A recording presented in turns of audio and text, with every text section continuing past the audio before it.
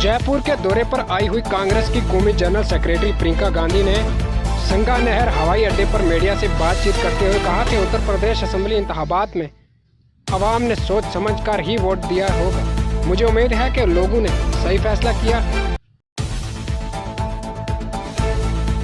BJP ने हंगामा आराई के बाद ऐवान से वॉकआउट किया और इल्जाम लगाया कि वो सफर के वक्त असेंबली में अक़लियती सर्टिफिकेट के उजरा में आसानियां पैदा करने के बहाने तबादलों को फरोग दे रही है। अपोजिशन लीडर गुलाब चंद कटारिया और बीजेपी एमएलए शंकर सिंह रावत ने तवज्जो दिलाने के जरिए मामला उठाया।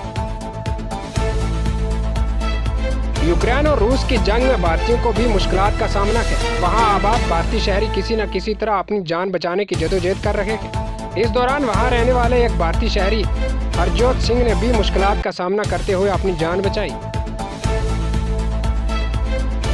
यूक्रेन और रूस के दरमियान जारी तनाज़ा के दरमियान वज़ीर-ए-आज़म मोदी ने यूक्रेन के सदर व्लादिमीर ज़ेलेंस्की से फ़ोन पर बात की। फ़ोन कॉल तकरीबन 35 मिनट तक जारी रही। दोनों रहनुमाओं ने यूक्रेन की ताज़ा सूरत-ए-हाल पर तबादला ख्याल किया। 1 फरवरी को शहर श्रीनगर के पाए इलाके की 24 साला दोशीज़ा पर तेज़ाब हमले के मुल्ज़मान के खिलाफ चार्जशीट दाखिल कर दी गई। चार्जशीट में कहा गया है कि तहकीकात के दौरान वारदात की जगह से पुलिस को सबूत मिले। पुलिस ने दाखिल की गई चार्जशीट में इसका जिक्र भी किया।